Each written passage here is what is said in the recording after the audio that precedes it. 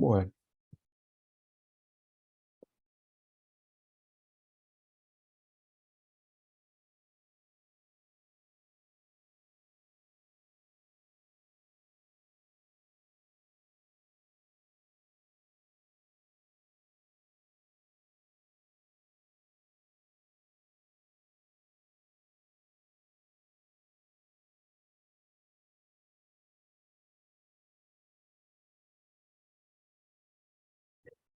bueno,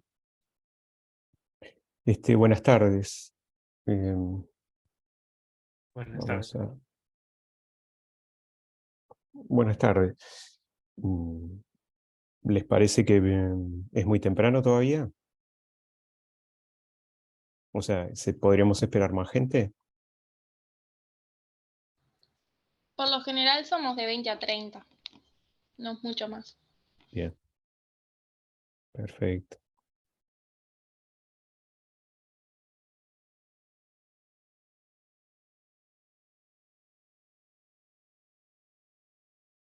Esperamos un segundito más. No, pues estoy jugando con...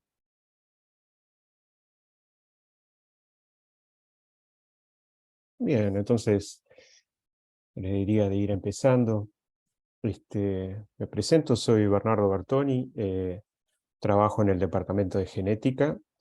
Mi formación es como biólogo, pero me dediqué siempre a la genética humana y desde hace ya muchos años. Y bueno, estos temas son realmente clásicos. Vengo de una época en la cual este tipo de aproximación era bastante común, entonces de alguna manera me mantengo siempre vinculado a estas temáticas.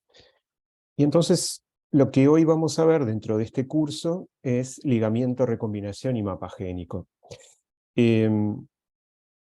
La idea de la clase sería tener dos partes. Por un lado, una aproximación mucho más clásica, y después la otra es la biología molecular, muy someramente, pero digo, la biología molecular detrás de la recombinación.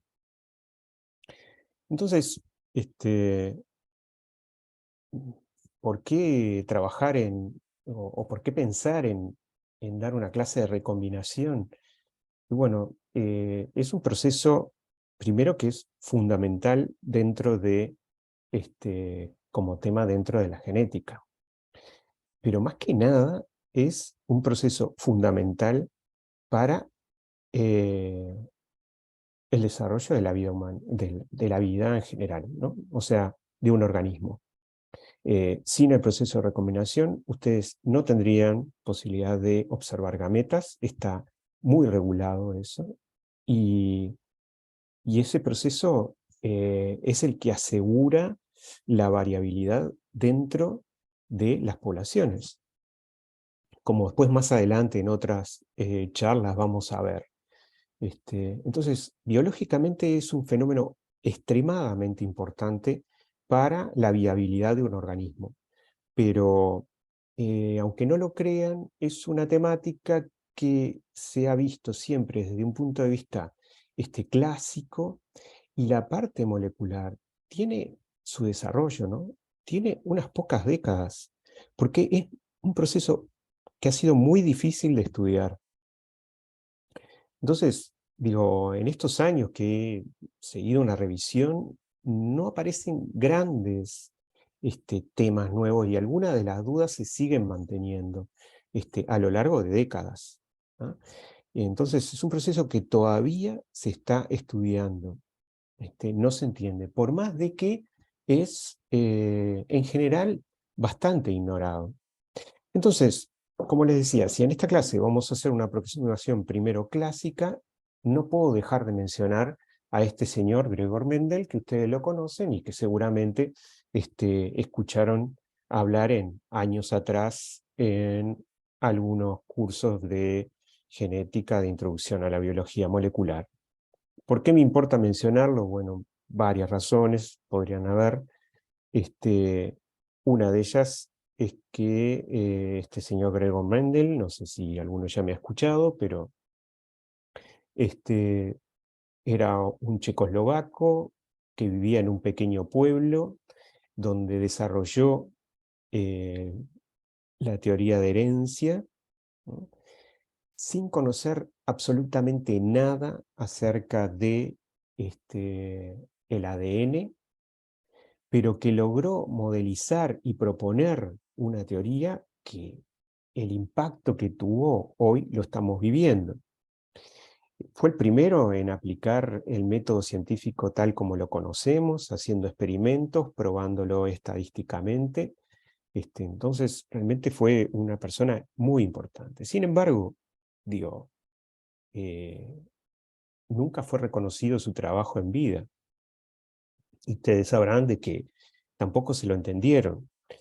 Y yo siempre cuento como una persona que en realidad aparentemente no se destacaba por ser una persona brillante, genio, sino una persona que tenía algunas ideas y era muy sistemático en su trabajo. Entonces, él describe sus leyes y un importante científico del momento, botánico, le dice de que, bueno, que la compruebe en otra especie, no en esta arvejilla que están viendo en la figura. Y él no puede. Y era un problema de que en realidad no era diploide el organismo que le habían dado, sino que era un organismo triploide o tetraploide. O sea, que en vez de tener dos genomios, o sea, dos juegos cromosómicos, uno materno y paterno en plantas, bueno, no están así, tenía más, ¿no? Y eso es común en plantas, eso suele suceder. Bueno, eso hizo que sus leyes no se cumplieran y entonces nunca pudo seguir y abandonó ese trabajo directamente. ¿Pero qué importa en esto? Bueno, que este señor eligió 7 caracteres que no se sabe bien si la elección fue azarosa o si realmente hubo un trabajo previo, pero eligió 7 caracteres que eran totalmente independientes. ¿Qué es lo que quiere decir eso? De que eran independientes, es que cada uno de estos caracteres estaba relacionado a un gen que se ubicaba en un cromosoma diferente. Con lo cual así, el experimento funcionaba. Y acá lo que les estoy mostrando son los grupos sanguíneos, RH y KEL. Estos genes, como vamos a ver después lo que significa, están completamente ligados, ¿tá? O sea que forman como una estructura única en el cromosoma 1 y el grupo KEL, otro de los grupos sanguíneos, en el cromosoma 7. Entonces, digo, lo que nos dice la segregación independiente, ustedes todos lo saben, pero por las dudas lo recordamos, es que estos cromosomas, al formarse las gametas, se van a segregar independientemente, y entonces ustedes van a ver las 4 combinaciones posibles, ¿no? R grande, K grande, R grande, K chica, R chica, K grande, R chica, K chica, ¿no? O sea, un cromosoma, ¿no? Del par en cada gameta. Eso es lo que da lugar es que si hubiera una pareja heterocigota, ¿tá? ¿Cómo podría ser ese hijo? O sea, ¿cuáles serían los fenotipos más probables? Y recuerden de que en el grupo RH tenemos el RH positivo, determinado por los alelos R grande, es dominante, así que es R grande, R grande, R grande, R chica, o tenemos el recesivo R chica, y en el caso del grupo que estamos en lo mismo. Así que tenemos las 4 posibles gametas, y por lo tanto, la posibilidad de que se combine una gameta con otra, ¿no? Nos marca esta distribución, que es todas las posibles combinaciones de esas 4 gametas, ¿tá? En pares. Y ustedes saben esa relación de 9, 3, 3, 1. ¿Tá? No, creo que no necesito contárselas. Me interesa que tengan en claro esta parte. Como son equiprobables, o sea, la posibilidad de que exista esta gameta, o esta gameta, o esta gameta, o esta gameta, es equiprobable, o sea que es un cuarto, un cuarto, un cuarto, un cuarto. ¿No? Entonces, si quiero construir las probabilidades de encontrar R grande, K grande, sé que es un 16avos, o lo mismo que decir un cuarto por un cuarto.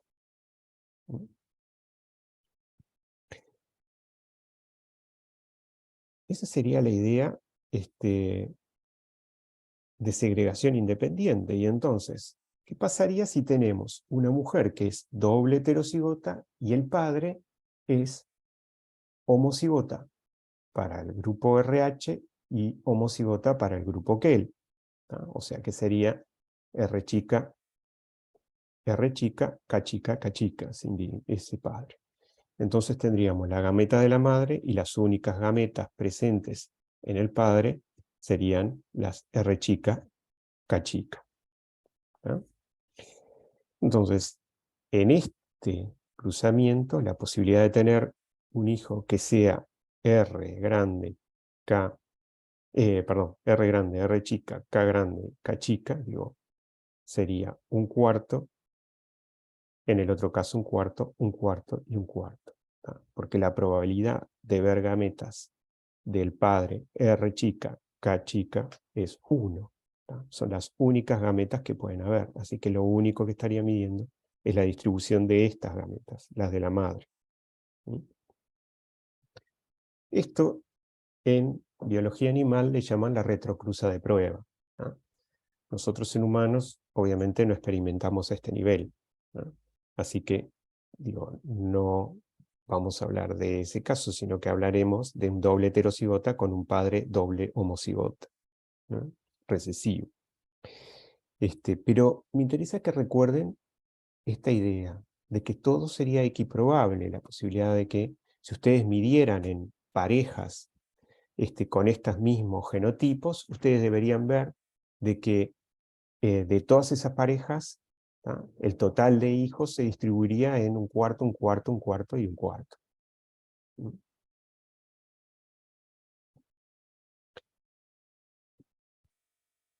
Espero que, digo, esto que es un repaso nada más que las leyes de Mendel y de la primera y segunda ley, digo, esté claro para ustedes.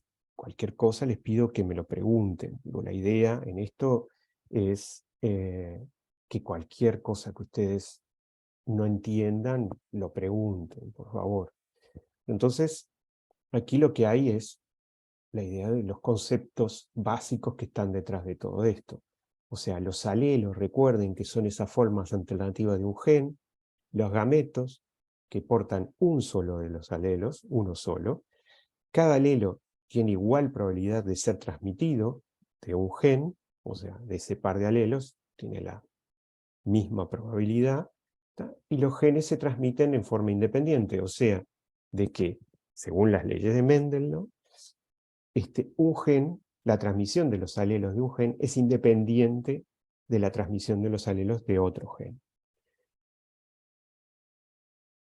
Esto lo que quiere decir es que Mendel lo que generó fue un modelo, ¿no? Un modelo que es matemático estadístico, lo probó y funcionó. Entonces, él dice, durante la formación de los gametos, la segregación de los alelos de un gen se produce de forma independiente de la segregación de los alelos de otro gen. Y eso es lo que demuestra con esos cuadritos de Punnett que teníamos antes. ¿Mm?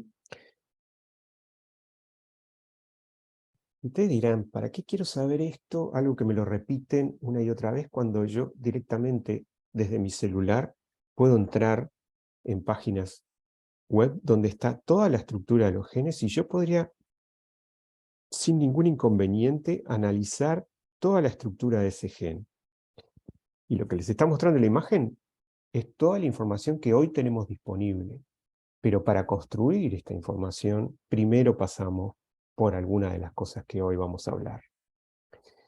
Y a diferencia de lo que era antes, en los cuales tratábamos de mapear genes utilizando el proceso de recombinación, ¿tá? Hoy por hoy capaz que hacemos al revés, conociendo cómo esto a la estructura del genoma, tratar de prever cómo va a ser hacia adelante en generaciones siguientes la distribución de esos alelos, ¿no? Teniendo en cuenta esa información, ¿no? Te digo, para llegar a esto primero pasamos por estas etapas previas que vamos a ver hoy.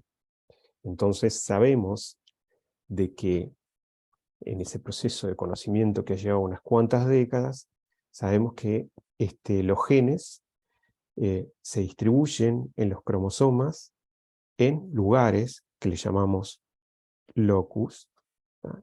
Fijos. La posición del gen para el grupo RH es en el cromosoma 1 en esta región, ¿tá? Y es idéntico para toda la especie. Todos los humanos vamos a tener el gen para el grupo RH en esta región. Lo mismo va a suceder con el grupo KEL, o sea, perdón, con el gen KEL. Se va a encontrar en el cromosoma 7 en esta región, ¿tá? Pero como tenemos más genes que pares de cromosomas, obviamente lo que está sucediendo es que los genes se distribuyen en ese cromosoma y algunos están muy cerca entre ellos y otros no, ¿no? Si no hubiera este fenómeno de recombinación, todo esto se transmitiría incambiable de una generación a otra. Y eso ustedes saben que no sucede. La cuestión es entender cómo funciona entonces ese mecanismo para que no siempre se transmita el mismo alelo de esa cromátida, de ese cromosoma, ¿no? O sea, el fenómeno de recombinación.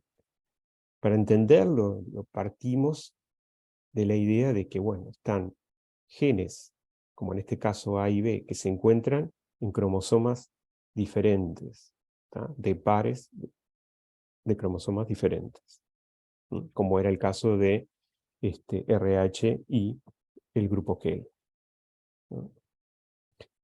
Pero algunos genes, como en este caso C y D, se encuentran en el mismo cromosoma muy cercanos, ¿tá? Y eso lo llamamos ligados. A su vez también, como en E y F, la distancia puede ser mayor entre ellos, y aún así le decimos que están ligados. ¿Por qué? Porque se encuentran en el mismo par de cromosomas, ¿tá? Si tenemos en cuenta esto, entonces, pensando en las gametas que se pueden formar, en el caso de los genes A y B, tenemos que se forman las 4 gametas posibles en el heterocigota de un individuo heterocigota, tendremos las 4 posibles, ¿tá? Y vemos que si son independientes, entonces la proporción de gametas va a ser equiprobable, ¿no? Ahora, en el caso de C y D, estaban totalmente pegados. Y eso es lo que pasa con el grupo RH. Son 2 genes que están muy cercanos entre sí, extremadamente cercanos. Entonces lo que vemos, en el caso que está el gen C con su alelo C grande y C chica, y el gen D con el alelo D grande y D chica, vemos que esas 4 gametas posibles solamente observamos 2. Una que corresponde, ¿recuerdan de la imagen anterior?, a una cromátida, y la combinación de alelos que corresponde a la otra cromátida, ¿tá? Entonces lo único que vamos a ver es C grande de grande o C grande de chica. ¿Y en qué proporción? Mitad y mitad, ¿no? Mientras que en el caso de el gen E y el gen F, los cuales se encuentran parcialmente separados, entonces lo que se observa en la naturaleza es que aquellos combinación de alelos que son las originales, recuerdan, en una cromátida estaba grande, F grande, y en la otra cromátida está E chica, F chica. Entonces vemos que E grande, F grande está en una proporción mayor a 1/4. Y E chica, F chica está en una proporción mayor a 1/4, ¿no? Y aquellos que son E grande, F chica o E chica, F grande están en una proporción menor a 1/4, ¿no? Esto lo que ya les está diciendo es que sí vemos 4 gametas, pero esa proporción no es equiprobable, ¿tá?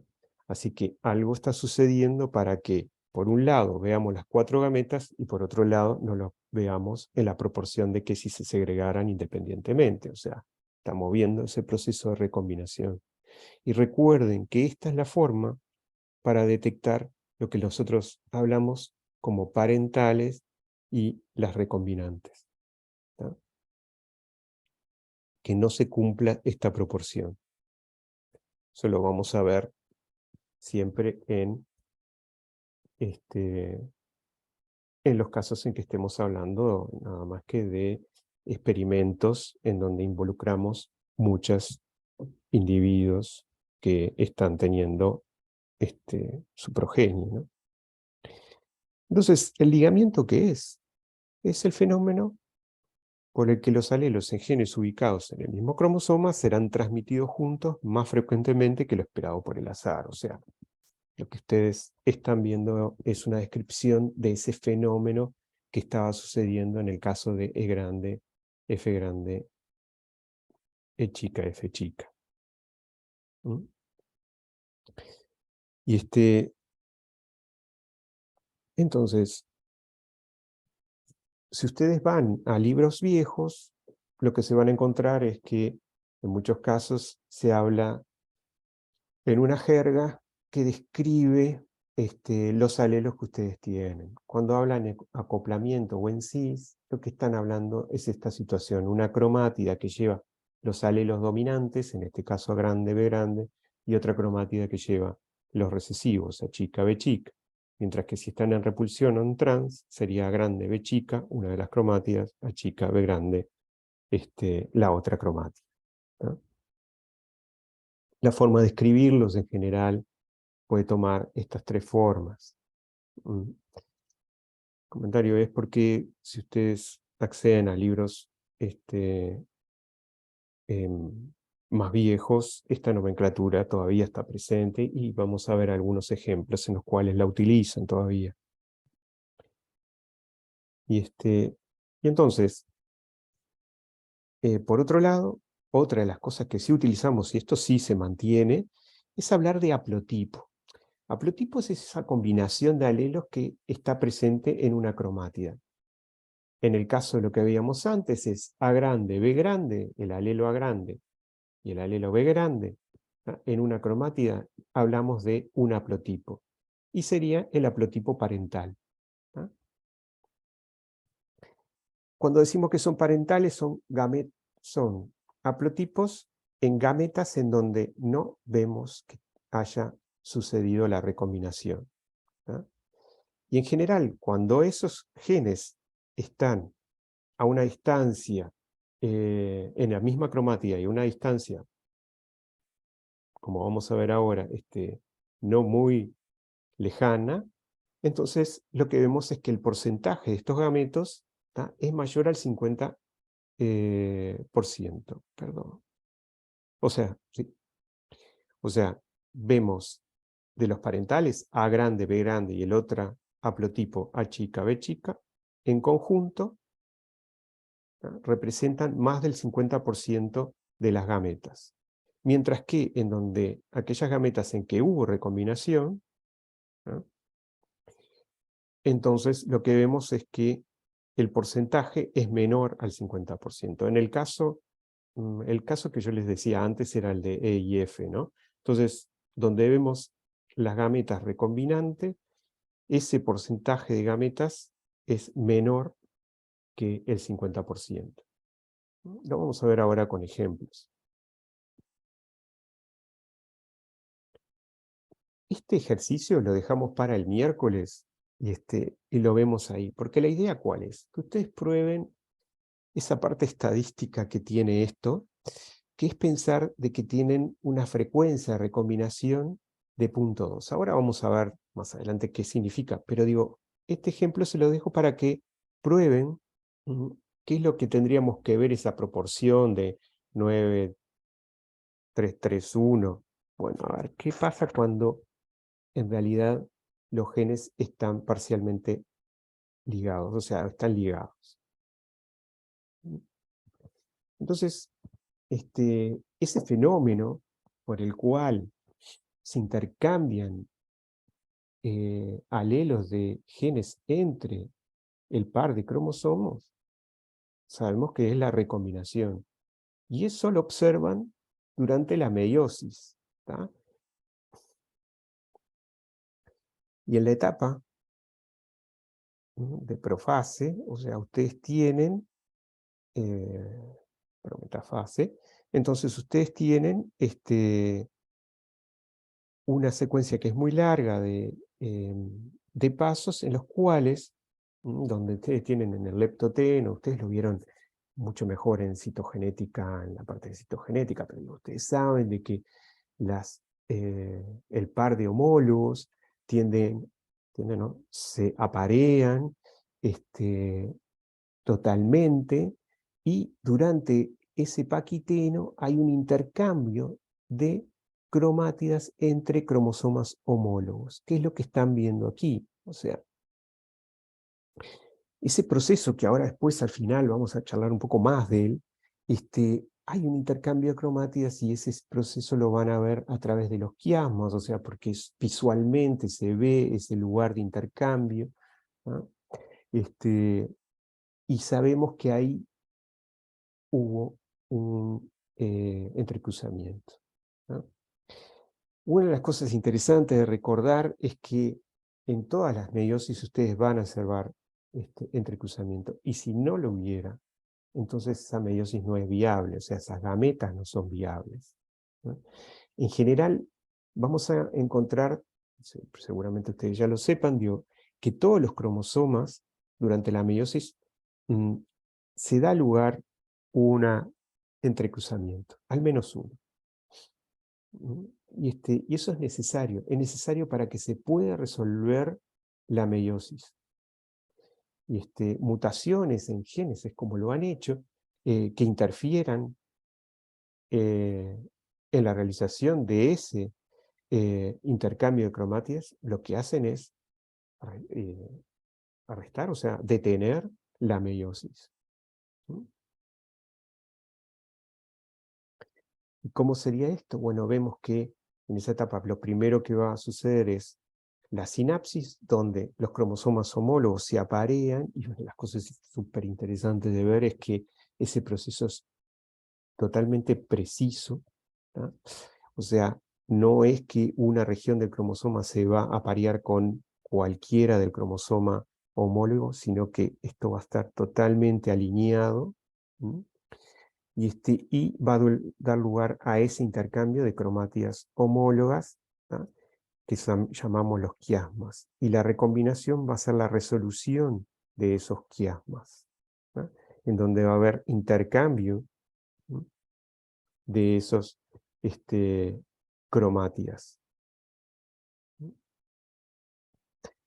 Así que al final lo que vamos a obtener después es una gameta que, en vez de solamente tener esta combinación alélica o esta combinación alélica, va a aumentar las posibilidades. O sea, vamos a tener las originales, que eran las parentales, y estas que son recombinantes, que lo ven aquí,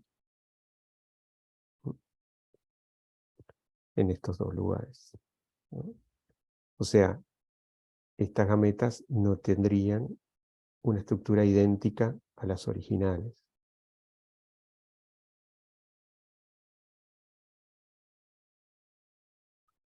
Y bueno, acá solamente para mostrarles, digo, la idea es, ¿no?, de tener las 4 posibles gametas cuando hay recombinación y solamente 2 cuando tenemos no hay recombinación, ¿no? Esto lo que da es ese incremento de la variabilidad. O sea, es el elemento fundamental para que como especie podamos sobrevivir, perdón. Es lo que se genera, es lo que genera esa variabilidad que conocemos, ¿no? Y más allá de las mutaciones, ¿no?, obviamente, pero digo, esto permite de que una mutación que pudiera ser seleccionada favorablemente, digo, se extienda dentro de esa población, ¿no? Y si es deleteria, que desaparezca.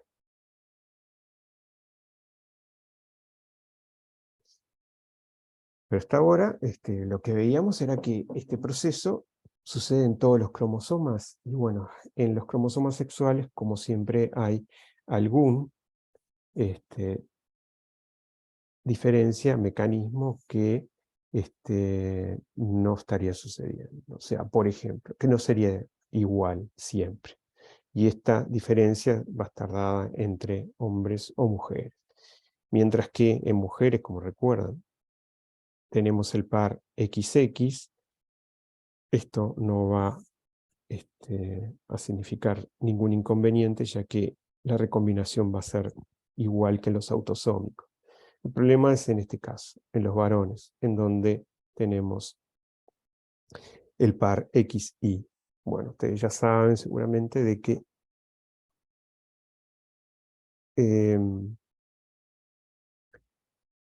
antes de seguir, por favor, ¿alguien podría confirmar de que me están escuchando? Sí, se te escucha lo más bien. Gracias. Entonces, lo que aquí vamos a ver es que el cromosoma Y tiene unas pequeñas regiones que sí van a recombinar con el cromosoma X, que son las regiones par, las regiones pseudoautosómicas. Son en los extremos del cromosoma Y, ¿no? Esas son las únicas regiones que van a recombinar. Entonces, ¿qué pasa con el cromosoma Y, con toda esa región que no recombina? Bueno, esto solamente para contarles, algunas anécdotas del cromosoma Y. Mucha gente proponía de que el cromosoma Y debería desaparecer, porque como no tiene recombinación, se acumularían mutaciones y por lo tanto los genes que estuvieran ahí, podrían dejar de ser funcionales, etcétera, etcétera. Pero todos los mamíferos tienen cromosoma Y. Hay un detalle interesante. En el cromosoma Y hay regiones que se llaman palindrómicas, ¿recuerdan? Regiones que son idénticas, ¿tá? Y están dispuestas como en espejo. Entonces lo que generan son estos pseudo dobles hebras. Y aparentemente hay recombinación en estas regiones. Entonces es una manera que tiene para resolver ese problema. No es algo que, un fenómeno que esté sucediendo continuamente, pero aparentemente existe. O sea, algunos individuos recombinan en alguna de estas regiones, ¿no? Y es en general en donde se encuentran la mayoría de los genes del cromosoma Y, ¿no? En estas regiones palindrómicas, ¿no? Como fenómeno es interesante. Pero a lo que a nosotros nos atañe, en este momento no importa porque es una autorrecombinación, ¿no? Entonces no lo vamos a ver, ¿no? Entonces, volviendo a eso clásico, me gustaría contarles nada más que levemente, al señor Morgan, que es en realidad el que describe la recombinación como fenómeno, porque él se encuentra que las leyes de Mendel no se cumplen, y es el que hace toda la descripción que venimos haciendo hasta ahora, ¿no?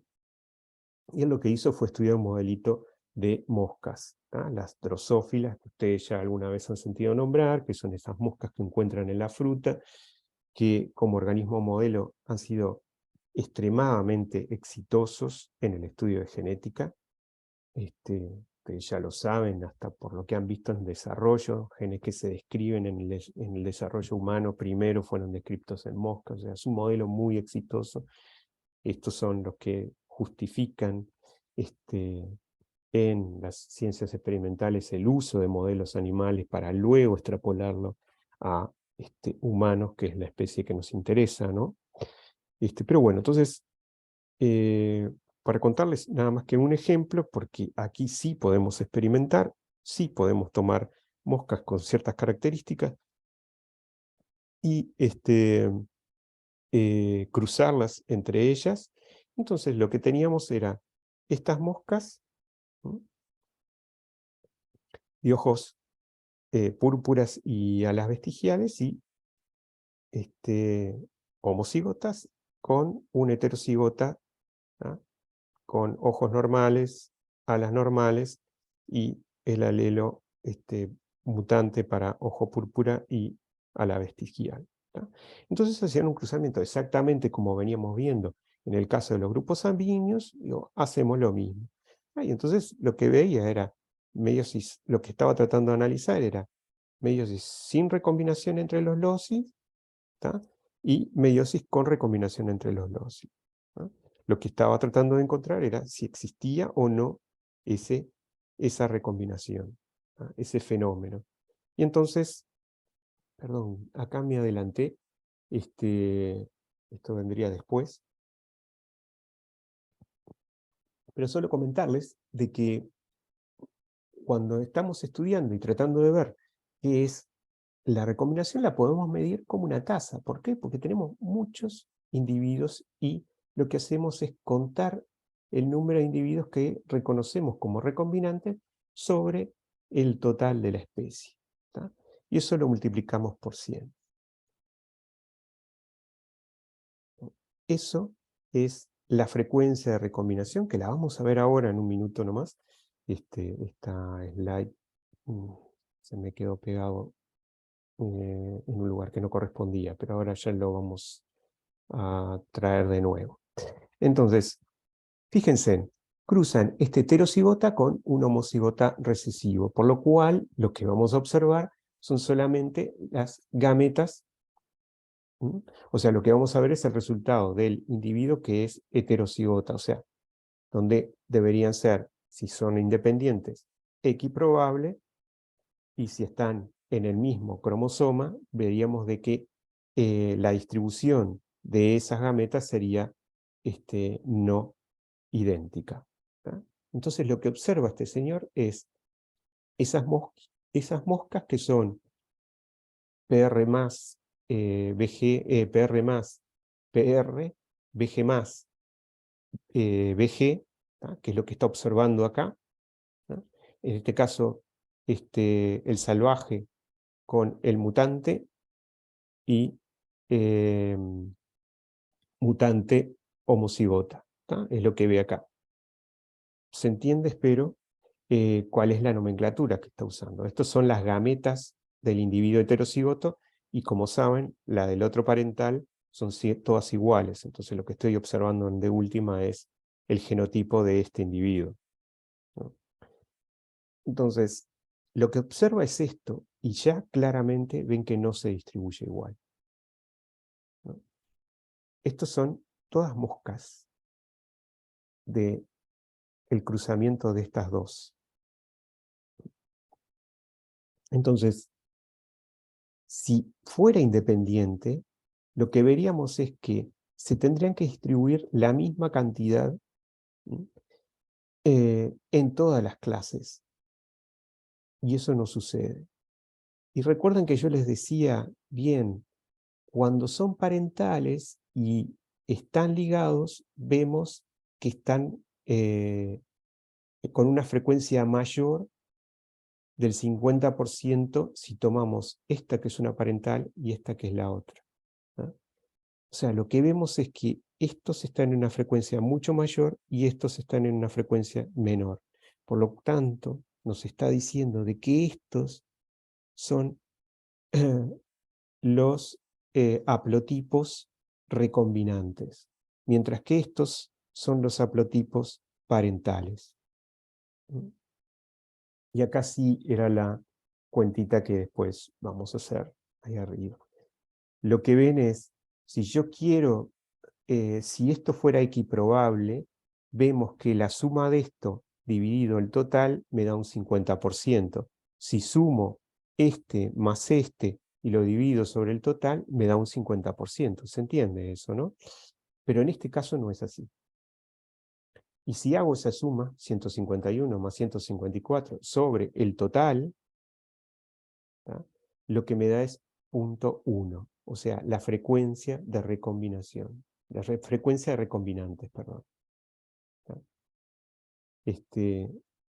Entonces, así yo tengo una idea de quiénes son los recombinantes y en qué porcentaje se encuentran, me da una idea ¿tá? de qué tan importante es ese fenómeno.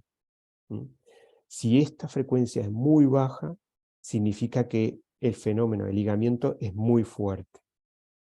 Si esa frecuencia es del 50%, como en este caso, lo que me está diciendo es que son independientes. ¿Ah? me interesa que eso un poco lo tengan claro. Entonces, el cálculo es, si hay el número de recombinantes que yo detecto sobre el total de esa progenie por 100, si es aproximadamente el 50%, lo que digo es que no hay ligamiento, que esos genes se encuentran en cromosomas diferentes o, como vamos a ver, dentro del mismo cromosoma, pero a una distancia muy grande. Si esa frecuencia de recombinación es menor al 50%, entonces decimos que hay ligamiento. O sea, decimos que se encuentran en el mismo cromosoma y, como vamos a ver, a una distancia tal que lo puedo detectar en la progenie. A raíz de todo, de esta descripción, se habla de centimorgan, en honor a ese señor Morgan. Y el centimorgan es una unidad de mapa genético, o sea, es un 1% de recombinación. ¿Qué significa esto? Es que se vio que hay una relación entre la distancia de los genes que se coincide con la distancia física. El caso de los centimorgan es una medida teórica que lo que me dice es, si ese número es grande, entonces la distancia entre esos genes es grande. Lo más interesante fue eso, descubrir de que había una correlación directa con el lugar que ocupaba en ese cromosoma. Ahora Profe, bien, tengo todo esto... una pregunta. Sí, O sea, en el ejemplo anterior, en el de la tabla, que o sea, sería un 10%, decimos que no hay ligamiento. exacto. Que hay, perdón. De ligamiento, exactamente. Está Exactamente. perfecto. Bueno, Sí, sí, gracias. sí. Si tenemos claro, o sea, en el caso de centimorgans, le van a decir que tiene 10 centimorgans, ¿no?, de distancia entre esos dos genes. Ahora bien, todo esto era posible en animales, ¿no? El problema es cómo mapear los genes en humanos. Y eso generó todo un desarrollo que llevó décadas, ¿no? Para poder hacerlo, lo que necesitamos estudiar son las familias, en primer lugar. Y acá tienen ustedes una familia en donde ven hemofilia A, hemofilia B y ceguera al color, ¿no? Todos tienen claro cómo sería, ¿no?, estas enfermedades, en qué cromosomas se encuentran.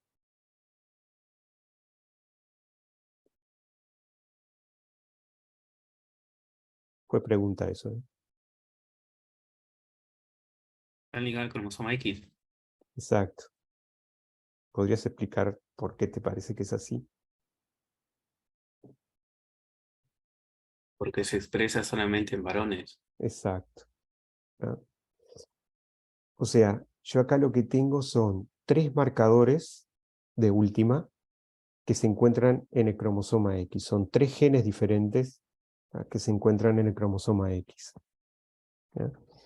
Así que lo que vería siempre es, lo que estaría analizando sería el cromosoma X, ¿no? Si veo que aparecen juntos, ¿no?, empiezo a sospechar de que en realidad, si van juntas, la hemofilia A, la hemofilia B o el color, la ceguera al color, entonces empiezo a sospechar de que probablemente estén en el cromosoma X, ¿no? Así fue como se empezó a analizar esto, con marcadores tan groseros como estos en algunas enfermedades, ¿no? Ahora, en la actualidad, hace unas décadas atrás, lo que sucedió fue que se empezó a conocer una serie de marcadores moleculares, variantes que ustedes han visto en la clase anterior, si no me equivoco, como microsatélites. Eso lo vieron, ¿no es verdad?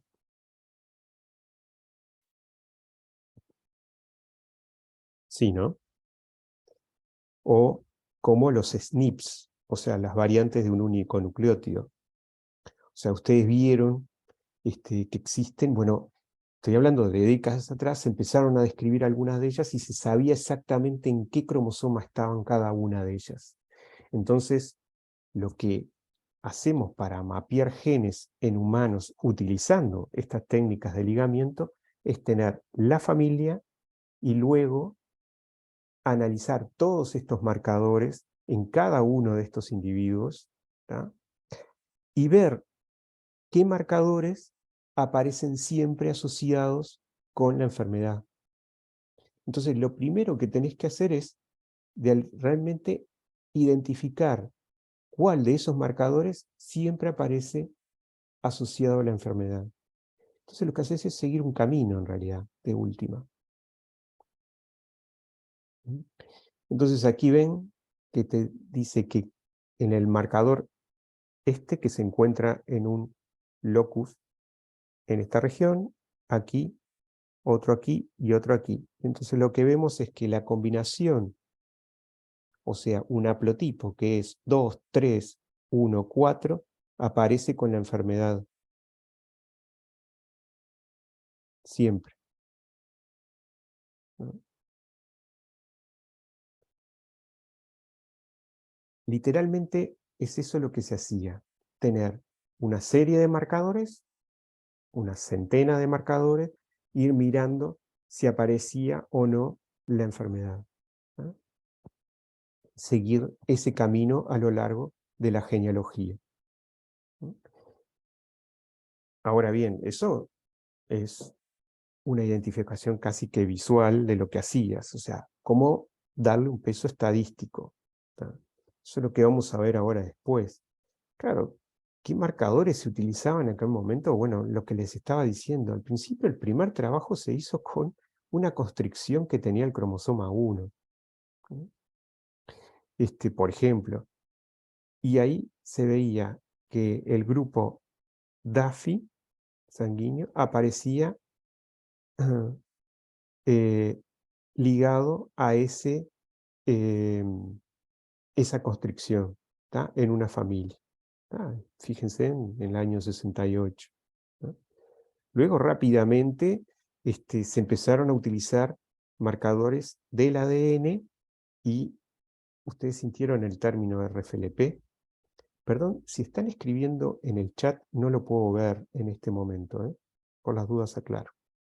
Si tienen alguna pregunta, díganla directamente.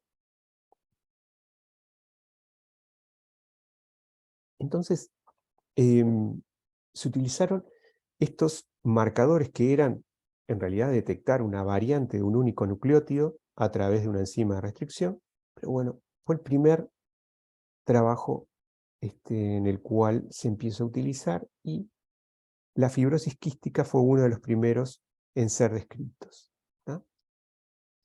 Y fíjense en que en el 86 se detecta la región, en el 89 es clonada esta región y recién en el 92 se identifica cuál es el gen. O sea, fíjense en los años que tomó poder hacer esto, ¿no? Porque era realmente muy tedioso. Quiero decirles que las supercomputadoras que utilizaban en los años 80 eran tan potentes como el celular que tienen ustedes, ¿no? Bien, entonces, digo, se trabajaba desde ese lugar, ¿no? Pero no podemos utilizar la idea de medir cantidad de cruzamientos, donde conozco los genotipos. Eso no lo puedo hacer, porque en humanos no puedo experimentar de esa manera, ni tampoco tenía la capacidad para estar reconociendo familias que tuvieran esa característica y entonces poder hacer un estudio como hacíamos con las moscas o con las plantas, ¿tá? Entonces, lo que se ideó fue un método que se llama el de Load Score, ¿tá? El método de puntuación. Y la idea es bien simple. es pensar cuánto más probable es observar los genotipos que tengo en esa genealogía para una frecuencia de recombinación dada, es la X que aparece aquí, con respecto a la probabilidad de que esos loci, o sea, en este caso un marcador y la enfermedad, se transmitan independientemente. O sea, quizás me estoy apresurando al hacerlo así por Zoom, no puedo saber si me están siguiendo y quizás me voy acelerando demasiado. Así que cualquier cosa, vuelvo a insistir, me paran. Pero la idea es, ¿cómo estudio una enfermedad? ¿Cómo detecto los genes involucrados en una enfermedad? Bueno, como les comenté, teníamos esa serie de marcadores y después lo que hago es, observando la progenie de familias en donde está presente esa enfermedad, genero un modelo, que es ese LOD. Es un modelo en donde trato de explicar mis observaciones. Entonces estadísticamente, matemáticamente, es el logaritmo de probabilidades relativas de ligamiento. O sea, que la frecuencia de recombinación tenga un valor X sobre la probabilidad de que esos genotipos que estoy observando estén en cromosomas independientes. Y para eso, entonces, la frecuencia de recombinación, este símbolo que se llama tita, es la frecuencia de recombinación, es 0.5. Y acá viene la parte de cálculos y cosas así que a veces entrevera. Pero entonces, a ver si podemos explicarlo simplemente. Tenemos esta familia donde hay una enfermedad que aparece de una generación a otra. Entonces, tenemos un marcador que es el A. No necesariamente tienen que ser bialélicos, ¿se entiende? Los marcadores pueden tener varios alelos. O sea, este locus puede tener diferentes alelos. Por ejemplo, es el caso de los microsatélites. Entonces, ustedes ven que acá hay un individuo heterocigota A2, A5, y acá tenemos otro heterocigota que es A1, A6. Y si se van prestando atención, ven que este A1 aparece, cuando aparece, está presente la enfermedad. Menos en este caso. Entonces, si yo comparo con todos los otros, miro acá, digo, bueno, entonces lo que debe haber sucedido es, fíjense en que este A2 lo recibió de su madre, que estaba enferma. En ningún caso vemos otro A1 que venga del padre, porque el padre es A3, A4. Así que vemos A1, A3. Acá es A2, es normal. Acá vemos A2, es normal. Y acá vemos A2 y es enfermo. Entonces, acá lo que puedo asumir es que es un recombinante. Con la formulita que estábamos viendo hoy, hace un momento, ¿qué significaría esto? Acá no hubo recombinación, porque veo el alelo, veo la enfermedad. Acá no hubo recombinación, acá no hubo recombinación, y aquí sí recombinó. En este caso, tampoco hubo recombinación, porque es A2, A sano, es sano, A2 es sano, que es este alelo que recibe de la madre. Así que ni en este, ni en este, ni en este, ni en este, ni en este caso, vemos recombinación. O sea que de esos 6 hijos, solo uno habría tenido recombinación, las gametas de la madre. Serían producto de la recombinación de las gametas de la madre. Entonces, cuando voy a meter eso en la fórmula, lo que tengo es que hay 5 individuos que no tuvieron recombinación, entonces sería 1 menos esa frecuencia de recombinación, que sería ese valor tita, 5 veces, por un individuo que tuvo recombinación, o sea, por la frecuencia de recombinación. Eso sería diciendo, bueno, el individuo, si están ligados el marcador A con la enfermedad, entonces mi construcción debería ser esta. Tengo 5 no recombinantes por 1 recombinante. ¿Y cómo sería que fuera totalmente al azar? Que bueno, que la fracción de recombinación tita sea 0.5, o sea, un medio, ¿no? Entonces es lo que estoy observando sobre la posibilidad de que sea independientes el marcador A con respecto a la enfermedad, ¿no? Entonces sería 0.5 o un medio elevado a la 6, ¿no? Eso es lo que estoy calculando. Así que lo único que tengo que hacer son unos despejes, ¿no? Que es por logaritmos. Acá les puse el logaritmo de 1 sobre x, es lo mismo que decir logaritmo de 1 sobre menos logaritmo de x, ¿no?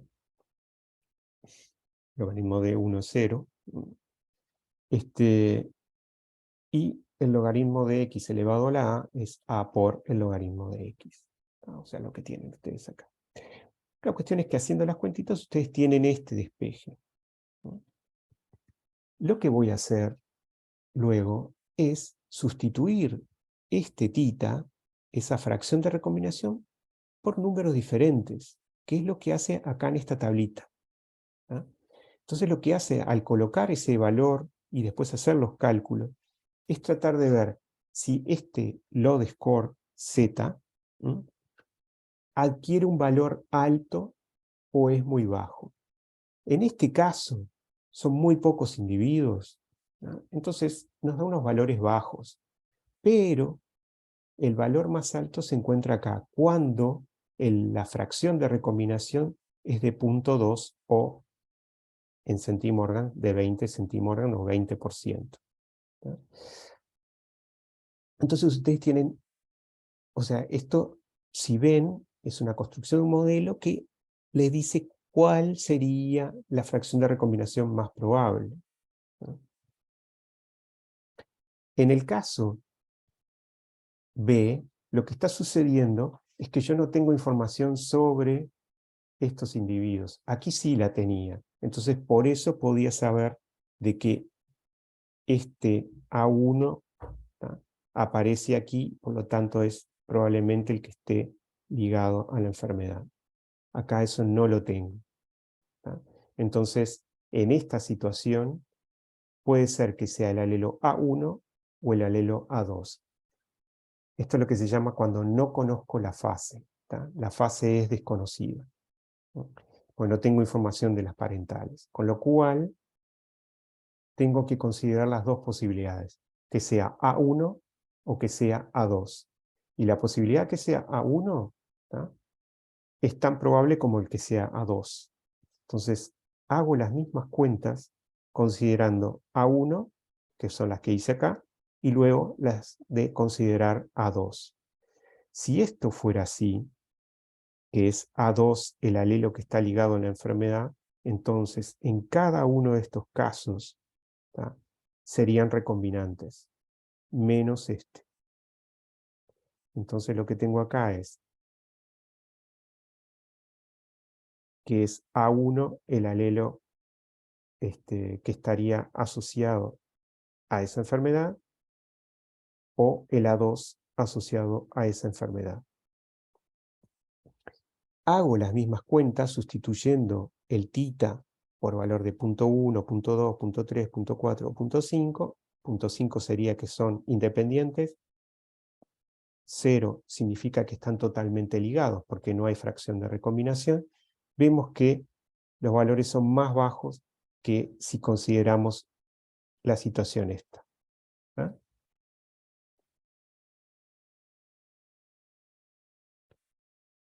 Entonces, con esa metodología, ¿tá?, lo que yo puedo ir haciendo es ir probando todos mis marcadores, esos A, por ejemplo, o cualquier otro como vimos en la figura anterior, ir probando para ir detectando cuál es el marcador que me da un valor de Z más alto. ¿tá? Acá tenemos otro ejemplo, digo, entonces lo mismo, tenemos información, ¿tá? de estos individuos, lo cual puedo saber de que cuando aparece el alelo 2, aparece la enfermedad, así que puedo construir ese load score considerando el alelo 2. ¿tá? Y cuando yo hago ese análisis, lo que veo, ¿bien? es que la evidencia, recuerdan que habíamos hecho, estaba esa tablita, ¿no? Donde voy probando, entonces probé, esto es 10, 20, 30, 40, 50% de recombinación, tita como porcentaje de recombinación. Y vemos de que el valor del load score es más alto cuando la frecuencia de recombinación se calcula como 0.23. Ahí obtenemos el valor más alto. ¿tá? Y esto es totalmente estadístico. ¿Qué es lo que quiere decir ese valor de 4? Bueno, cuando yo digo el valor 3, que es el que pongo como límite para considerar que sea significativo ese valor que estoy observando, lo que estoy diciendo es que es 1000 veces más probable que ese valor de tita, cuando es 3, ¿no? es 1000 veces más probable que ese valor de tita sea el correcto que con respecto a 0.5, o sea, a segregación independiente. ¿tá? Entonces lo que ven es que vas probando una y otra valor. Estos son los puntos en los cuales se utilizaron para construir este gráfico. ¿tá? Y acá en este lugar es donde obtiene el máximo, 4. O sea, que en este caso sería en vez de 1000, porque 3 es por es en base 10, es un logaritmo en base 10, entonces lo que me está diciendo es que es 10.000 veces más probable, ¿no? que el valor de tita, la fracción de recombinación, sea 0.23 que con respecto a 0.5. ¿no? Y acá, estos valores negativos, lo que me está diciendo es que la evidencia está en contra de que estén totalmente ligados, o sea, que la fracción de recombinación sea 0. ¿no? Capaz que sé que a veces le resulta árido, pero esta forma permitió describir cantidad de genes, o sea, localizar cantidad de genes. Todos aquellos, la mayoría de las enfermedades que son mendelianas, en las cuales se basan en solamente un gen, una enfermedad, que son muy pocas, son unas 3.000, 4.000. La mayoría de ellas fueron identificadas con este tipo de metodología, ¿tá? parecido a esto. ¿tá? Acá lo que te muestra es un ejemplo donde en el primer caso, tita, la fracción de recombinación es 0.2, ¿tá? En el segundo caso, que es este, tita es 0, ¿tá? Perdón, sí, digo bien, y en el otro caso, acá sería 0.5. ¿no? ¿tá? Entonces, lo que ven es, acá está en 4 como el ejemplo anterior, y acá tiende a irse. El máximo está acá, y si me voy alejando, en realidad, el valor de z disminuye. ¿tá? Mientras que es negativo, y hacia acá se acerca a 0. ¿tá? O sea que sería segregación independiente. ¿no? Perdone si esto parece medio árido, pero realmente fue un gran logro dentro de la genética humana, o sea, esta metodología, que habían cursos como hoy hay de bioinformática, ustedes veían cursos sobre mapeo de genes utilizando estos métodos, se programaban de una forma muy rudimentaria en máquinas muy antiguas que llevaban horas, días, su cálculo, como vamos a ver con un gráfico que aparece más adelante. Entonces, ¿cómo se trabaja en esto? Bueno, la idea es, tengo muchos marcadores, tengo la familia, y lo que hago es ir siguiendo la enfermedad en esa familia y viendo qué marcadores aparecen siempre asociados. Y esto es lo que te muestra acá. Una de las cosas más interesantes es que lo que vemos aquí es de esta familia, pero en otra familia a veces los marcadores no necesariamente tienen que coincidir, los alelos, ¿no? Y eso podría ser natural, porque esta familia pertenece a una región totalmente diferente de esta, ¿no? Tienen la misma enfermedad, pero acumularon variantes diferentes, ¿no? Estos son todos microsatélites. Entonces, digo, la idea en este tipo de trabajo es que puedo seguir esta familia y, obviamente, que si la enfermedad está causada por el mismo gen, lo que puedo hacer es unir esos load score. Entonces eso, cuanto más familia yo ponga, más fuerte se convierte ese load score. O sea, ese valor va aumentando, ¿no? Porque es una de las propiedades que tiene, lo puedo sumar esos load score, ¿no? Y entonces me permite ir fortaleciendo mi evidencia con respecto a ese marcador y la enfermedad. Y eso era uno de los primeros trabajos, fue juntar familias. Y unos señores que veremos más adelante, porque siguieron trabajando, fueron los pioneros en esto, pero diseñaron una cosa que era el multipoint, el multipunto. Entonces, ¿qué hacemos? Vamos midiendo el load score en todo un cromosoma, con cada uno de los marcadores, vamos midiendo y generando un mapa. Entonces, con ese mapa lo que hacíamos era tratar de ajustar la región en donde podría estar ubicado el gen relacionado con esa enfermedad, ¿no? Entonces, es lo que están mostrando este gráfico, es eso. O sea, ven, por ejemplo, que en este caso no tiene nada que ver. Sin embargo, hay algunos que sí, y de repente pasan estas cosas, y acá es donde está la evidencia más importante, ¿no? Con este marcador, ¿no? Y ven que es coherente, ¿no? Varios marcadores aparecen con un load score alto, ¿no? Y son todos cercanos a este marcador. ¿Se entiende? ¿Se entendió hasta acá?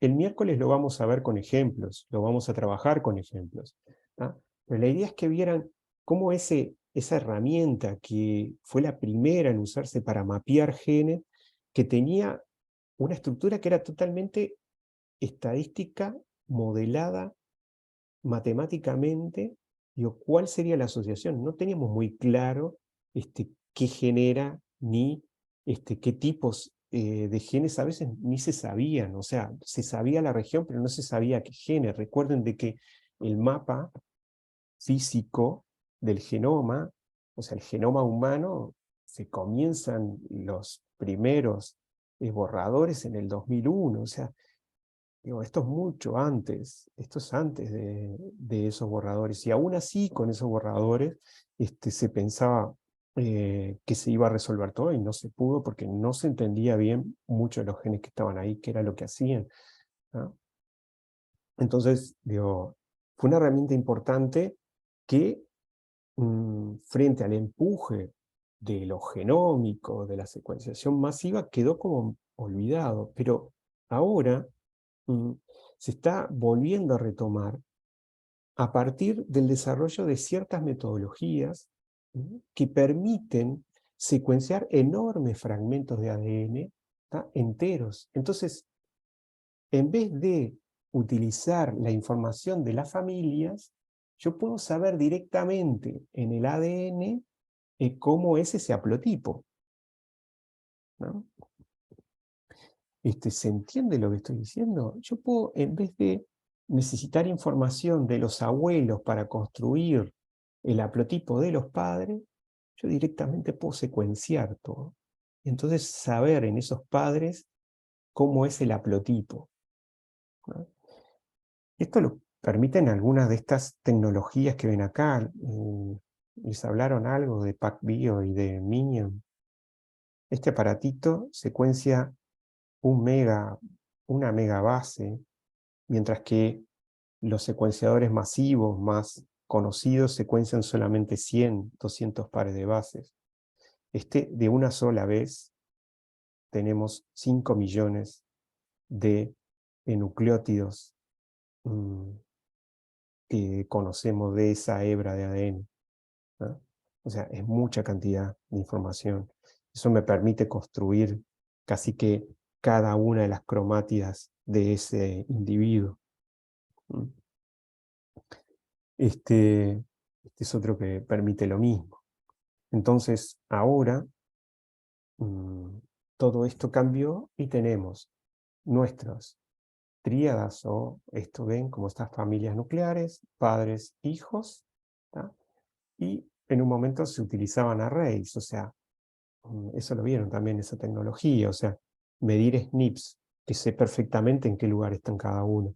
Y de ahí, buscar por ese multipoint el SNP que me dé el load score más alto, y después empezar a buscar en esa región cuál sería los genes que pudieran estar involucrados, ¿tá? Como siempre, todo esto implica de que en este tipo de tecnologías yo solamente puedo estudiar un gen que tenga un efecto mayor en ese fenotipo, o sea, en esa enfermedad, ¿no? Y bien, entonces, acá en este caso, lo que hago es secuenciar todo el genoma y entonces aplicar las mismas técnicas casi, ¿no? Pero como puedo saber cómo son los haplotipos, directamente pasar a este análisis, ¿no? El de ligamiento, ¿no? Y empezar a filtrar y ubicar en dónde están las regiones candidatas y por lo tanto los genes candidatos, ¿no? Eso es lo que se está haciendo hoy, y digo, quizás más adelante charlemos un poco más de ese tema, ¿no?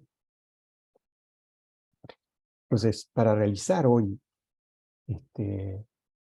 un estudio de ligamiento, considerando estas nuevas tecnologías, ya ni son nuevas, sino que son secuenciación masiva, entonces lo que hago es secuenciar totalmente el genoma de una familia, ¿no?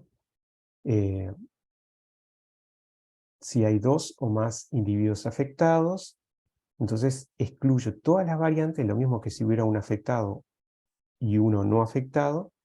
Entonces lo que hago, fíjense, es excluyo todas las variantes que no son compartidas con el individuo afectado.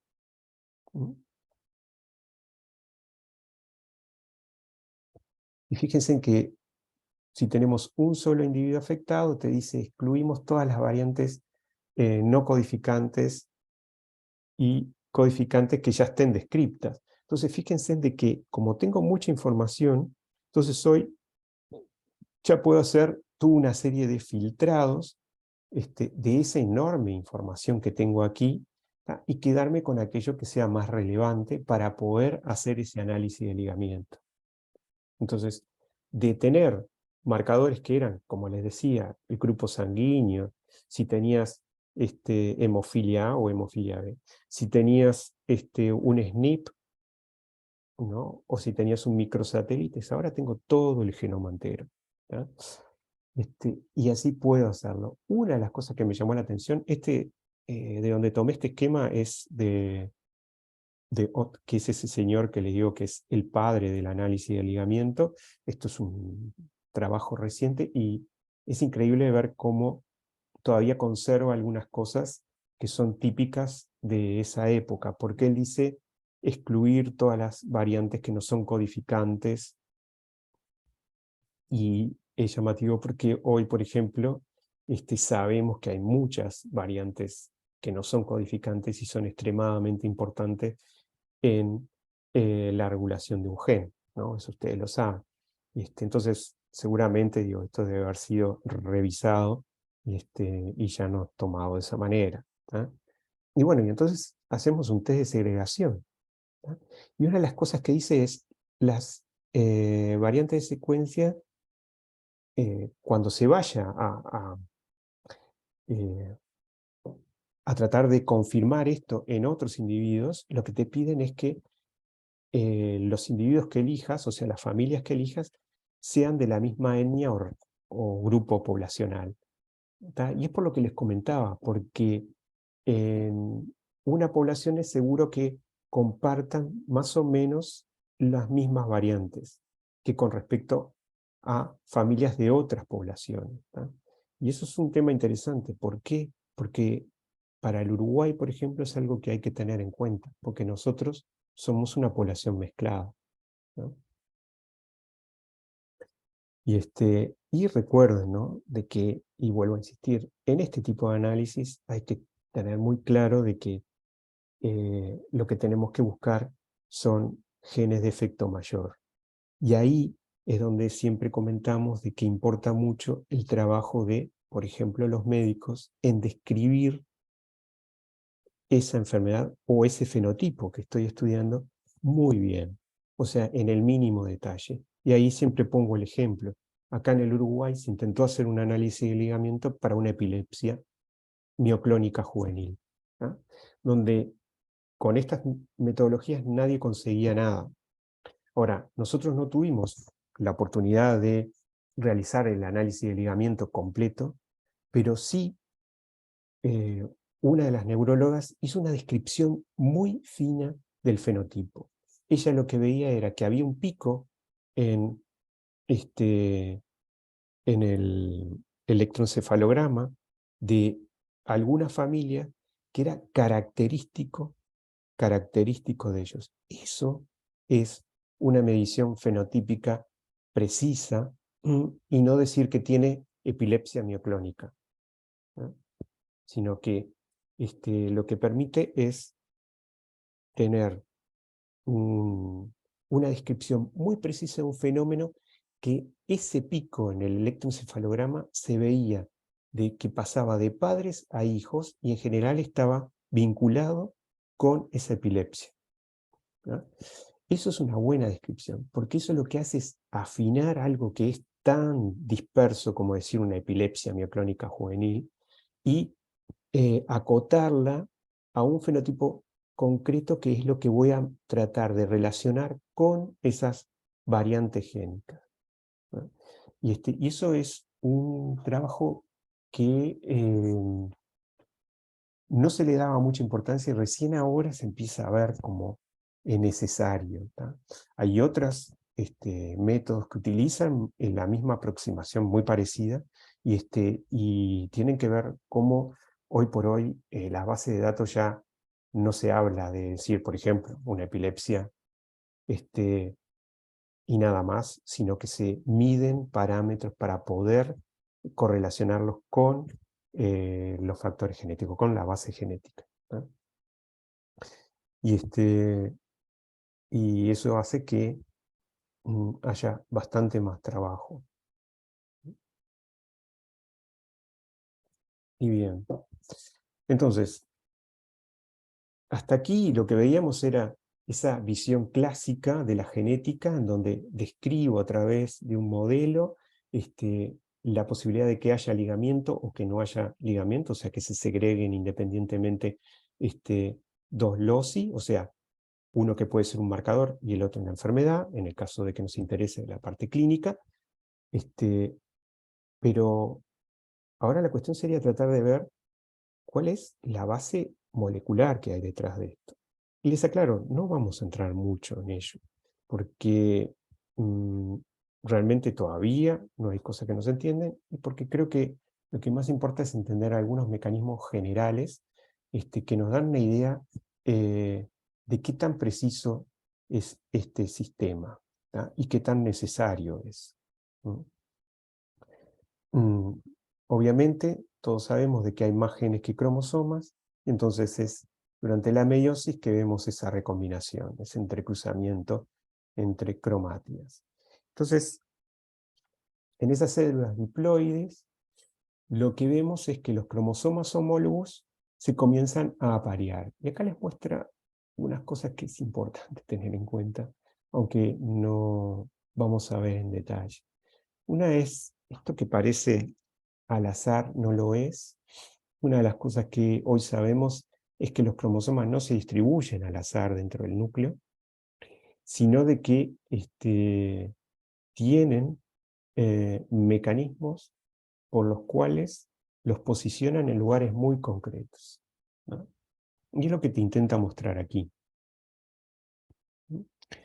A través de los telómeros interaccionan con las membranas nucleares y entonces vemos que ellos se posicionan hasta que interaccionan los cromosomas homólogos, ¿tá?, formando esas sinapsis. ¿Mm?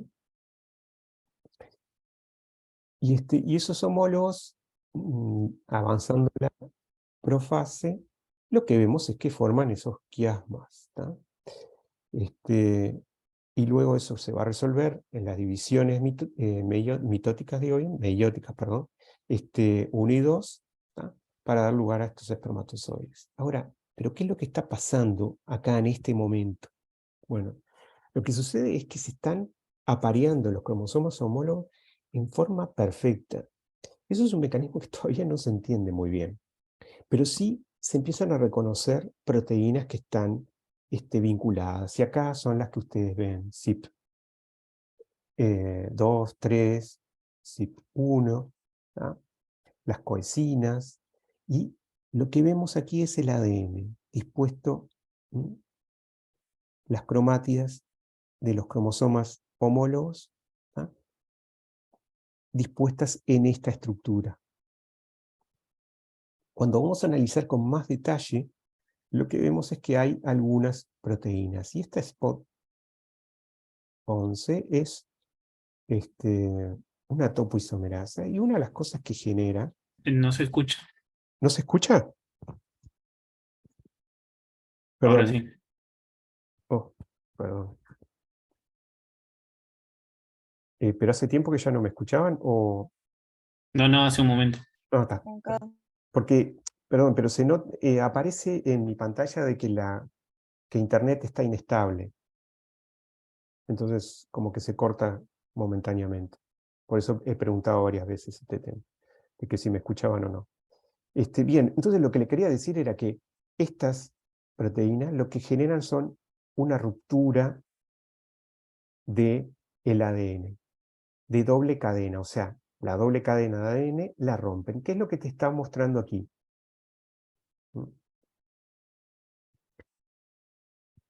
Hoy sabemos de que esas rupturas de cadena son necesarias para que se comience el mecanismo de recombinación. La pregunta es, ¿dónde y cómo? O sea, si hay algún lugar en particular que elige para romperse, eso no se sabe exactamente. Sí sabemos que hay lugares que son más factibles en donde se va a dar esa doble ruptura. Algunos de ellos, ¿tá? No necesariamente son siempre ahí, pero le decimos los hotspots de recombinación. Hay algunos de ellos, pero no siempre es así. Eso se los aclaro, ¿eh? No siempre es así. Entonces, los mecanismos de recombinación, en realidad, no son más que otra cosa que un mecanismo de reparación del daño de ADN. O sea, en la célula existen todos los mecanismos necesarios para reparar el ADN y que son utilizados durante la recombinación, y se llama justamente recombinación homóloga. Ese mecanismo de reparar las dobles rupturas, ¿tá?, se llama de recombinación homóloga. Y lo que sucede es que en el caso de la meiosis, lo que hay es una ruptura que no es que sucede como esporádicamente, sino que obviamente es mediada por un grupo de proteínas, como dije, de topoisomerasas en tal caso, y lo que provocan es que se rompa esa doble cadena, y lo que va a haber es una forma de repararla en la cual utiliza la otra cromátida como molde, como modelo para poder reparar esa ruptura. Lo que da lugar es que según cómo se repare esa ruptura, podremos tener el entrecruzamiento o no tener un entrecruzamiento, ¿no? Estos mecanismos son comunes a todas las especies, o sea, lo que ustedes observan en humanos lo van a observar en otros mamíferos y en otros organismos, ¿no? Hay algunos que son medios extraños, como pueden ser los insectos, pero digo, hasta en Saccharomyces, que es una levadura, tiene un comportamiento muy parecido al que ustedes observan en mamíferos, ¿no? Y entonces lo que está sucediendo es eso, hay una introgresión, o sea, hay una doble ruptura, hay una introgresión de una de las hebras de la cromátida que está cortada en la cromátida que está bien, ¿no? O sea, que no tiene el doble corte. Y es esto que ven acá, esta conformación que es como triple hebra, que se ve aquí. Entonces, lo que sucede es que que es la unión doble de Holiday, ¿recuerdan este intermediario de Holiday que se veía, que lo propuso este señor Holiday, y que lo hemos utilizado muchas veces en biología celular y en introducción también, sospecho, ¿no? Entonces, eso es lo que están viendo acá. Ujú. Y esto puede dar lugar a que se resuelva como que exista el crossover o no existe. Y recuerdan, todo dependía de cómo se resolvía esta estructura, ¿tá? Es lo que estamos viendo en este momento, por aquí. Sobre todo esto, que era un modelo, hoy comenzamos a conocer la base molecular detrás de esto, ¿tá?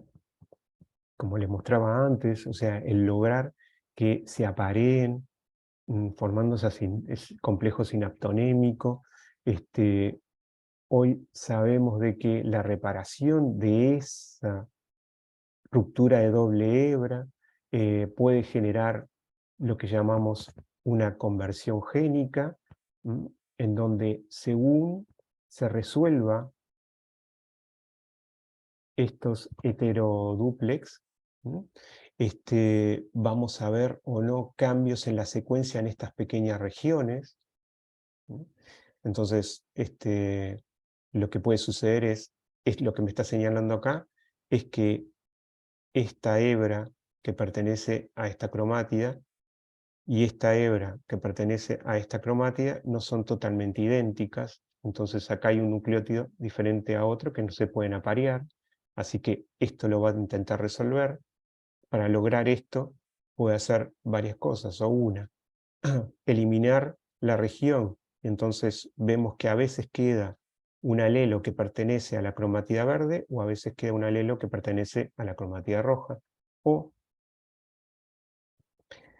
rellenar esta situación por una síntesis de ADN, ¿tá? Rellenando ese gap y entonces convertir esa región en como si fuera la cromatida roja, ¿tá? O sea, y eso lo que haría es que en vez de ver una disposición, ¿recuerdan aquello de un cuarto, un cuarto, un cuarto, un cuarto? Bueno, los 4 gametas posibles, veríamos más representadas en esas gametas SNP que con respecto al verde, ¿no? Espero que me hayan entendido esta parte, pero lo que quiere decir es que lo que estamos viendo es que la conversión génica es un fenómeno que puede cambiar la secuencia de una región, ¿no? Eso es un fenómeno que sucede, que está bien medido, y hoy sabemos que esa conversión génica es un proceso que se está dando con las meiosis, ¿tá? Lo otro que les quería comentar es esa tabla que está ahí, muestra los homólogos de las diferentes proteínas que intervienen en la recombinación, ¿tá? Acá tenemos una bacteria, una levadura y humanos. Pero lo más interesante de ver en todo esto es que muchos de los genes que aparecen mencionados en humanos, ustedes ya los conocen, ¿tá? y son los que están vinculados con cáncer. Porque como dice el organizador de este curso, Víctor Rayo, el ADN, perdón, el cáncer es una enfermedad del ADN. Eso capaz que ya lo han escuchado. Bueno, cuando ustedes van a ver, uno de los problemas que hay es que en la progresión de una célula tumoral, una de las cosas que sucede es que hay muchos daños a ese ADN. Y la capacidad de repararlo o no es lo que hace que progrese ese tumor muchas veces. Y eso es lo que hace que ustedes vean en las células tumorales aberraciones cromosómicas enormes. Y es porque fallan todos estos sistemas. Y entonces terminan leyendo en los papers que falla un gen y que en realidad lo que está vinculado es con la reparación del ADN. Estos mismos genes actúan durante la recombinación homóloga. Entre ellos BRCA1, BRCA2, PALB2, muchos de ellos que han sido mencionados constantemente en cáncer, ¿no?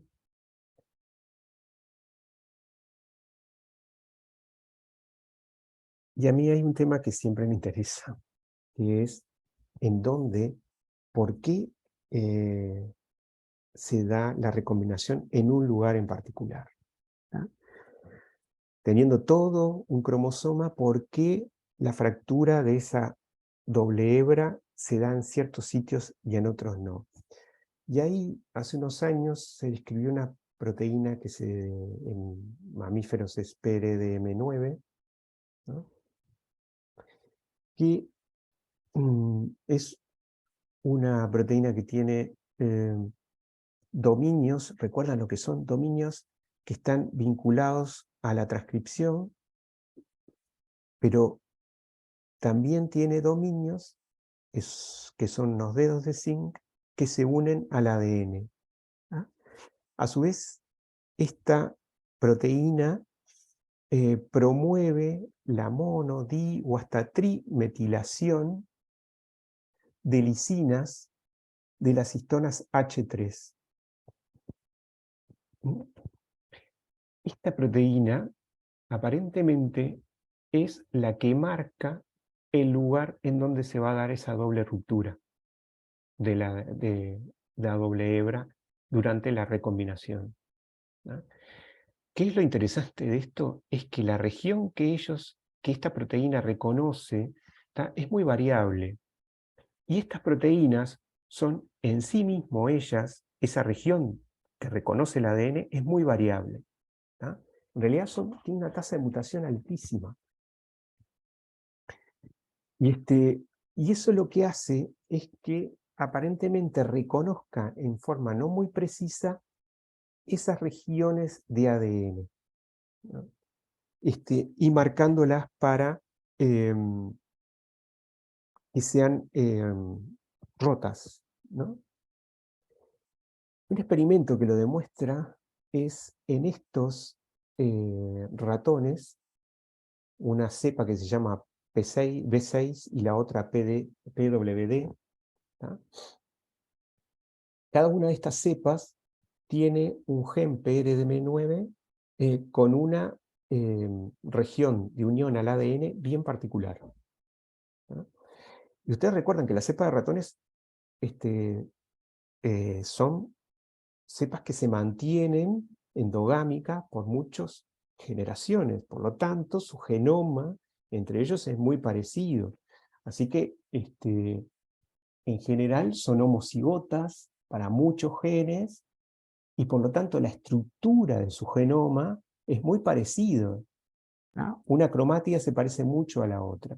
Entonces una de las cosas que se vio es que esta proteína PRDM9 de una línea B6 de ratones, ¿no? Tiene unas regiones que son reconocidas por esa proteína en el genoma y que son las que ustedes ven marcadas acá con esta línea, ¿no? Entonces, esa región la puede reconocer la proteína PRDM9. Y cuando la reconoce, marca en este lugar, entonces que va a haber, que podría haber seguramente una ruptura. ¿Ah? Cuando yo mezclo dos cepas de ratones, lo que tengo es un individuo híbrido en donde una de sus cromátidas pertenece a una cepa y la otra pertenece a la otra cepa. Como les dije, esta proteína reconoce en todo el genoma una región no muy precisa, pero reconoce esa región. ¿Qué es lo que sucede? Es que cuando tenemos esta situación, en donde está una cromátida que es de una cepa y otra cromátida que es de otra cepa, la posibilidad de que macheen los sitios exactamente en el mismo lugar no es tan alta como en la cepa original B6. Entonces, en vez de tener en esta región una región asimétrica y 4 que son simétricas, como pasa acá, 1, 2, 3 y 4, acá lo que tengo son 6 regiones asimétricas, porque tengo la proteína PRDM9 de la variante B6 y después la otra PWD, y entonces reconoce uno u otro lugar, ¿tá? Pero no todos. Y entonces tenemos aquí una sola coincidencia y 6 asimetrías, ¿no? Lo que limita entonces la posibilidad de que haya una recombinación. Esto se observa aparentemente en humanos también. Las variantes de PRDM9 que ustedes observan en África, o en Europa, o en Asia, no son las mismas entre ellas, ¿tá? Pero no quita de que no haya recombinación, ¿tá?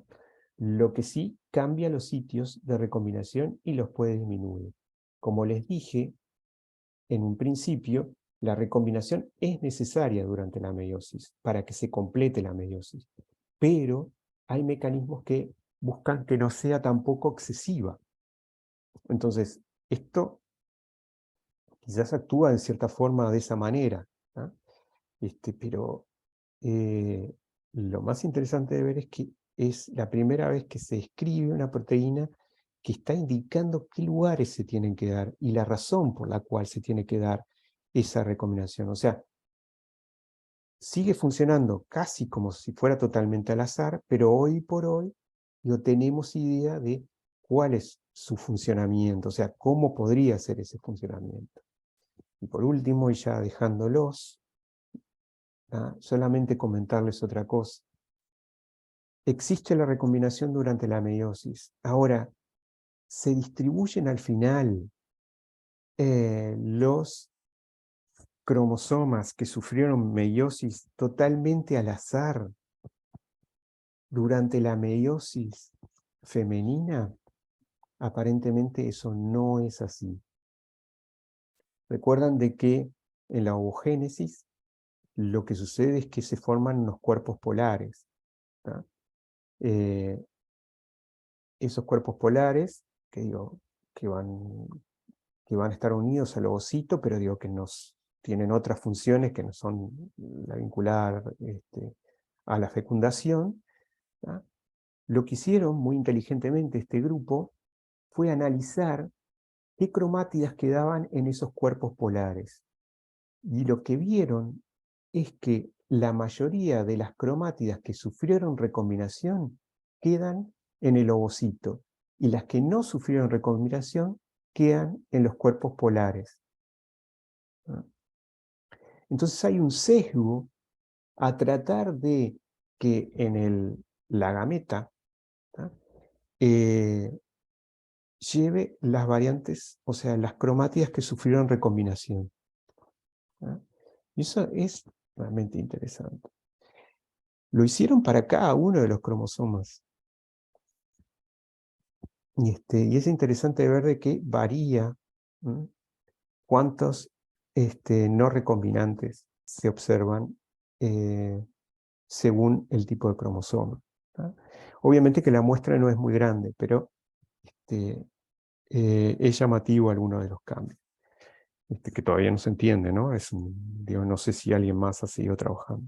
Pero digo, piensen, para redondear, por una parte está la parte clásica, y por otro, sobre los mecanismos de recombinación, recordar de que son extremadamente importantes para la viabilidad de los individuos, de que son fenómenos que aparentemente no son tan al azar, aunque en el conjunto de la población uno lo vea como un proceso azaroso, hay una presión de selección a mantener esas cromátidas que sufrieron recombinación para generar probablemente esa variabilidad en la siguiente generación, mantener esa variabilidad de las cromátidas. ¿tá?